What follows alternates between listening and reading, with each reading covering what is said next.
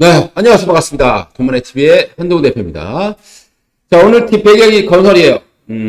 요즘 건설이 떠들썩한 상황입니다. 부도 위기, 부도설, 끊임없이 발생하고 있는 게 바로 건설 쪽인데, 역시 중견 건설 기업입니다. 시공능력 16위의 태영건설이, 자, 이제, 부도는 아니죠. 부도는 아니고, 부도를 막기 위한, 자, 이런 기업 구조조정이 시작되고 있는 상황입니다. 자, 워크아웃인데요. 신청은 이제 진행됐고, 자, 어떻게 상황이 흘러가고 있고, 우리가 건설은 또 어떻게 대응을 해야 되는지 한 번씩 알아보는 그런 시간 좀 갖도록 하겠습니다. 자, 태영건설이요. 바로 이제 TY그룹의 건설업체죠. 대시양으로 우리가 이제 알려지고 있습니다. TY홀딩스가 또 SBS의 대주주죠. 그렇기 때문에 SBS 뉴스 전에, 8시 뉴스 전에 보통 이 대시양의 광고가 많이 나오는 것을 보셨을 겁니다. 자, 2020년입니다. 2020년도에 투자회사를 분할을 해서 TY홀딩스로 이렇게 떨어져 나간 거고요. 그리고 이제 SBS 미디어 지분 60% 이것도 TY홀딩스로 넘어가면서 이제 태영건설에서는 이제 떠나게 되는 그런 상황이 발생하게 된 겁니다. 자, 그리고 TY홀딩스 같은 경우는 태영건설, 태영인더스트리, 에코비트, 블루원, 네, 이런 5가지 핵심 사업을 하고 있는데요. 이 중에서 이제 태영건설은 건설이고요. 그 다음에 태영인더스트리 같은 경우는 이번에 매각을 했습니다. 여기서 좀 자금이 좀 많이 나오고 있는 상황이죠. 자, 윤성민 회장이 지분을 가지고 있죠. TY홀딩스를 가지고 있고, TY홀딩스가 태영인더스트리를 가지고 있었는데, 이게 40%예요. 그러니까, 매각을 한다고 하더라도, 이 매각대 그 2,500억 중에서 40%를 갖고 있게 되는 거죠. 그 다음에 이제 태영건설 지분도 역시 가지고 있는 상황입니다. 그리고 에코비트 지분 50%, 담보 설정이 4,000원대 있고요. 그 다음에 이제 SBS, 가장 이제 핵심 사업이 되겠죠. SBS 36.9%를 보유하고 있는 그런 상황이 되겠습니다. 자, 그리고 SBS 컨텐츠 허브 같은 경우도 최근에 협상을 했고요. 자, 그리고 SBS 미디어넷 담보 설정이 되어 있는 상황입니다. DMC 미디어도 역시 가지고 있는 상황이 되겠고요. 그 다음에 이제 투자업 중에서는 SBS 네오 파트너스, 그리고 블루원은 이제 골프장, 우리 경주의 리조트 있죠? 보문단지 리조트, 그리고 상주의 CC, 용인 CC, 이런 걸 가지고 있고요. 그리고 이제 평택 사이로라고 하는 것은 우리 이제 곡물을 이제 가둬놓는, 곡물을 이제 배가 오면 쭉 이제 실어놔야 되지 않습니까? 큰 이제 곡물을 그런 보관해 놓는 창고다라고 이해를 해주시면 좋을 것 같습니다. 이렇게 지분 구조는 되어 있는 그런 상황으로 보시면 되겠습니다. 이 태영건설이 참 PF 부실 이 내간이죠, 우리나라에 워크아웃 1순위가 됐습니다. 그렇기 때문에 더욱더 주목을 받게 되는 거죠. 이게 어떻게 해결되느냐에 따라서 건설업종의 분위기가 좀 바뀔 수 있기 때문이죠. 만약에 여기서 이게 잘못됐다라고 했을 때는 정말 이 파장이 엄청날 겁니다. 16개 잘못되면 그 도미노식이죠. 그러니까 어떤 형식의 어떻게 도미노가 되느냐를 보게 되면요. 일단 하나가 잘못되면 이 신용등급 자체가 떨어지게 되겠죠. 신용등급이 떨어지면 돈을 빌리기는 더 어려워지고 더 높은 이자를 주면서 또 돈을 빌려야 되는 상황이 발생이 되겠죠. 가뜩이나 어려운데. 자, 그렇게 되면 금융권, 거기에 돈을 빌려줬던 금융권들은 여기에 돈이 묶이기 때문에 다른 쪽으로 돈을 빌려줄 수 없는 상황이 발생되는 거죠. 그럼 이게 돈맥 병화가 되는 겁니다. 하나가 막히니까 싹 다 막히면서 줄줄이 무너지는, 자, 이런 현상이 발생할 수 있기 때문에 이 태영건설의 모든 뉴스가 집중되고 있는 것이다 라고 보시면 좋을 것 같고요. 그렇기 때문에 정부에서도 이걸 막기 위해서 어떻게든 지금 구조하려고 하는 그런 모습이다 라고 보시면 되겠습니다. 그런데 중요한 것은 정부가 지원을 해주고 싶어도 이거 나라 돈으로 도와주는 거 아니냐, 이런 또 질타를 받을 수 있겠고요. 그 다음에 이제 도덕적 해이, 대주주들은 나는 별로 피해 안 보고 나라한테 맡기겠다, 이렇게 돼버리면은 여론이 굉장히 어려워지겠죠. 자, 그래서 태영건설 자구책이 굉장히 중요하고 여기에 주목을 하고 있는 상황이라고 보시면 되겠습니다. 자, 태영건설의 현금성 자산은 5천억 정도예요. 5천억 정도 가지고 있습니다. 근데 직접 채무만 1조 9천억 정도 됩니다. 그리고 1조 3천억에다가 합쳐서 이제 1조 9천억 정도 된다고 나오고 있습니다. 그리고 태영건설이 밝히고 있는 PF, 프로젝트 파이낸싱이죠. 보증액이 한 3조 5천억 정도라고 밝히고 있습니다. 그런데 채권단이 조사한 결과 PF 보증 사업이 사업장이 무려 120곳, 그리고 총 금액이 9조 8천억 원, 10조 원에 가깝게 나왔다는 거죠. 그러니까 뭐가 나온다라는 거예요. 더 숨겨져 있다라고 보시면 되겠습니다. 이런 거에 대한 불확실성이 아직 남아있는 그런 상황이죠. 자, 여기 이 태영 그룹, 그러니까 일명 TY 홀딩스의 회장은 윤세영 씨입니다. 서울대 법제 출신이고요. 철원이 고향이었다가 6.25 때 이렇게 남한으로 내려왔다. 이렇게 보시면 될 것 같고요. 자, 그 당시엔 철원이 38선, 6.25가 전이죠. 그러니까 38선이 그어질 때, 뭐 남한으로 내려왔다라는 얘기가 있습니다. 자, 그리고 서울대 법대 출신이고, 대한골프장 협회장을 지냈을 만큼 골프광이라고 알려지고 있습니다. 그래서 지상파 최초로 SBS에서 금역골프도 탄생을 했었죠. 그리고 지금도 보게 되면 이 SBS가 골프 채널이 유독 많은 것을 보실 수 있을 것 같습니다. 여기 보이는 사람이 이제 윤세영 회장이고, 옆에 있는 분이 이제 윤성민이라고, 야구 선수는 아니고 태영그룹 그 윤세영 회장의 아들인데 최근에 아들에게 회장 자리를 물려줬습니다. 이 태영건설 같은 경우는 1970년에요. 이 윤세영이라는 이 회장이 1970년대에 동부건설의 전신이에요. 미룡건설이라는 곳에 상무이사를 지내다가 1973년도에 나와서 태영건설을 창업을 했고, 그때부터 관공서의 주문을 많이 받으면서 굉장히 큰 성장을 이뤘다라고 알려지고 있고, 특히 이런 군부대 현대화라던가 도시 현대화, 여기에 좀 많은 건설을 했던 그런 기업으로 알려지고 있습니다. 2019년에 바로 이 아들 윤성민에게 회장직을 물려주게 되죠. 그러면서 소유와 경영을 분리하겠다라고 했어요. 그래서 지주사를 만든 거죠. 자, 그런데 이 약속을 어기고요, SBS와 이 TY 홀딩스를 합병을 해버려요. 그 사업회사를 자기가 갖고 와버리는 상황이 발생하게 된 겁니다. 그래서 이 부분에 대해서도 굉장히 질타를 많이 받았던 그런 기업이 되겠고요. 그러다 보니까 2023년 올해죠, 12월 TY 홀딩스 대표이사에 바로 다시 이 윤세영이 돌아왔다라고 보시면 되겠습니다. 지금 이 부실 채권 문제 때문에 채권단들이 이제 돈을 받아야 되는데 못 받고 있는 상황이 되는 거죠. 자, 그러면 워크아웃은 뭐냐? 부도를 막기 위해서 채무 조정도 좀 해주고, 또는 뭐 출자 전환이라던가 이런 것도 하는 방법이 되겠고요.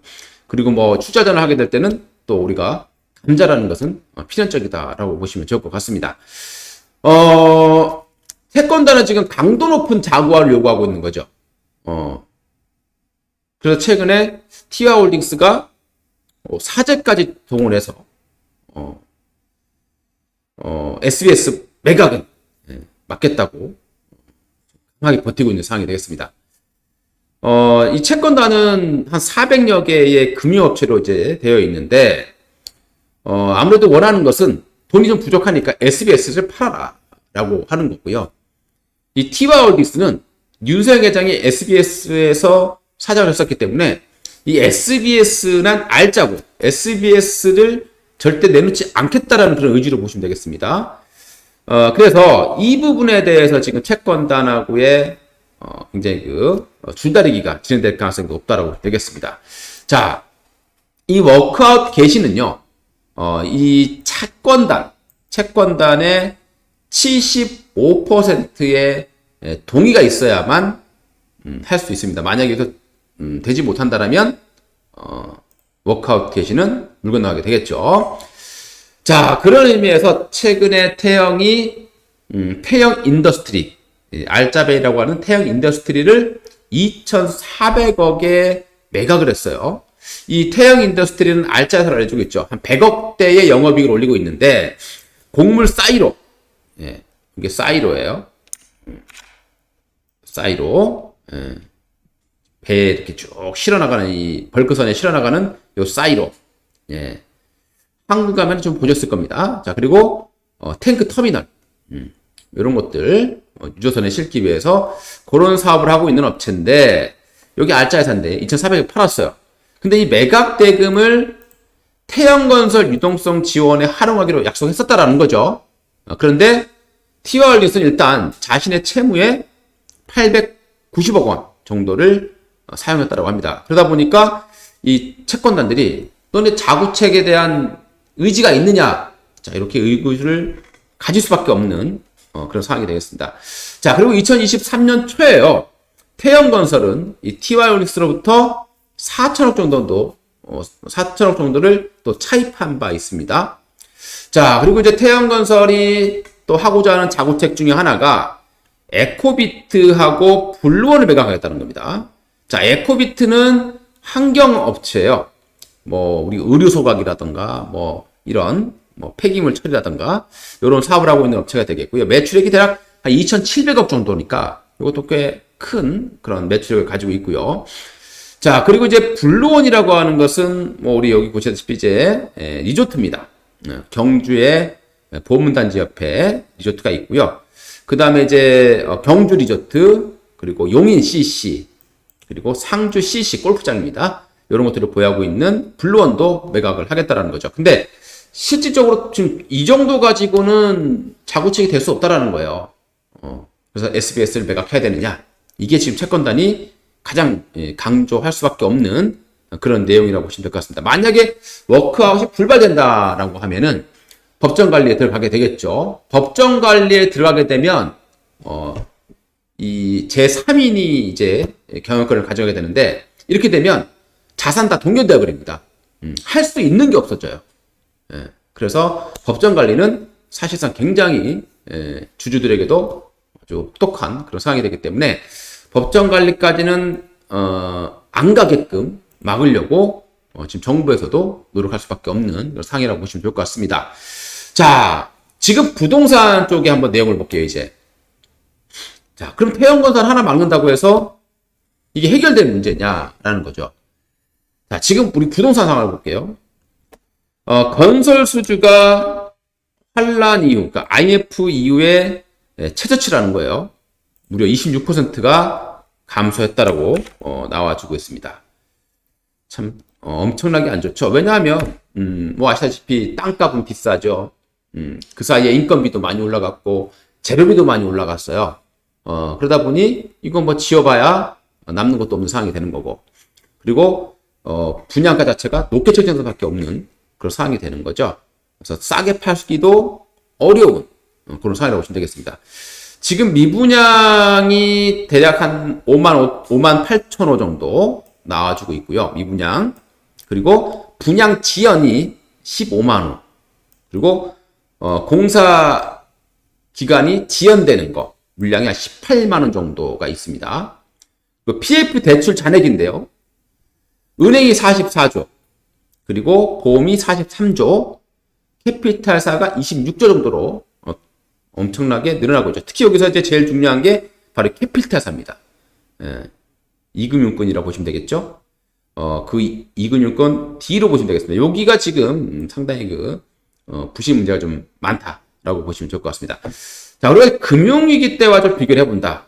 금융위기 때도 우리 이렇게 굉장히 어려웠어요, 건설업체들이. 네, 그래서 이제 그 당시에 부실 문제가 급락하다 보니까 여러 가지 방안을 내놨죠. 그래서 뭐 취등록세 감면, 그리고 뭐 양도세 혜택, 뭐 다주택자에 대한 혜택 막 줬습니다. 그래서 어느 정도 부동산이 살아났죠. 근데 그때 다른 점이 있었다는 겁니다. 뭐냐? 바로 금리죠. 2008년도 외환위기 이후에는 금리가 제로금리로 가버렸어요. 그러니까 조금만 지나도 사람들이 주택을 사는 상황이 발생이 된 거죠. 자, 그런데 지금은 어떻습니까? 금리가 재료금리까지 갈 가능성이 굉장히 희박하다라는 거예요. 왜냐하면 여전히 물가가 높은 수준을 유지하고 있기 때문입니다. 만약에 금리가 급격하게 떨어지려고 한다면 어떻게 하겠습니까? 정말 예상하지 못했던 엄청난 악재가 발생하고 미국 경제가 초토화되는 상황이 발생했을 때 그때서야 재료금리가 되겠지만 그렇지 않다라면 고금리 상황은 당분간 쭉 유지된다. 금리를 내린다고 하더라도 4% 이하로 내리지 않는 그런 상황들이 쭉 이어질 가능성이 높다라는 거죠. 그러면 지금 우리나라의 경제 상황으로 봤을 때 금리를 더 낮추기는 쉽지는 않다라는 겁니다. 자, 그래서 이 부동산이 회복되기 위해서는 여러 가지 해결해야 될 문제들이 많이 있는 것 같습니다. 자, 태영건설하고 또 그 다음으로 또 약간 위험하게 보이는 애들이 신세계건설. 주가가 말을 해주죠. 네, 어마어마하게 빠지고 있습니다. 자, 그리고 동부건설도 역시 마찬가지로 좀 이 PF 부실에 대한 우려감이 있는 그런 기업들로 보시면 되겠습니다. 자, 정부의 지원 방향은 뭐가 있을까요? 일단 건설사 발행하는 회사채, CP 이런 것들을 차환하는 지원, 좀 저금리로 좀 다시 나라에서 해주던가, 그리고 저신용 기업들에 대해서 신용보증기금이 사채를 보증하는 그 한도를 확대해 준다거나 이런 방법이 있겠죠. 자, 이거는 근데 근본적인 문제가 될 수가 없어요. 그래서 마지막으로 쓸 수 있는 카드가 이제 취등록세입니다. 지금 뭐 2주택자, 3주택자 굉장히 비싸죠, 취등록세가. 이거를 낮춰주는 방법. 어떤 거에 대해서요? 미분양에 대해서. 미분양에 대해서요. 자, 그리고 양도세. 그리고 법인이 주택을 샀다가 매각을 했을 때, 이거를 양도세에서 제외해 준다거나, 세제 혜택을 많이 준다거나, 이런 방법이 있겠고요. 그리고 다주택자에 대한 양도세도 미분양에 대해서만큼은 제외해 주는, 이런 법안이 나올 가능성이 있다라는 거죠. 이게 나오게 되면 순차적으로 어느 정도 숨통을 트일 가능성은 있다라고 보시면 될 것 같습니다. 결정적으로 가장 중요한 것은 결국에는 부동산 가격이 올라가야 되는데요.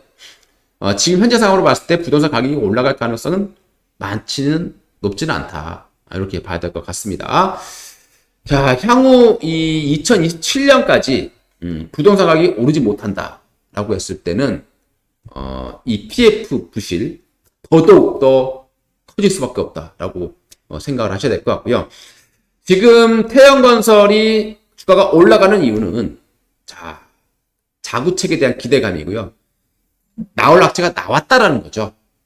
그런데 이 나올 악재가 나와서 투기세에 들어오기로 왔는데 이것 자체가 상황을 완전 반전시킬 수는 없다라는 겁니다.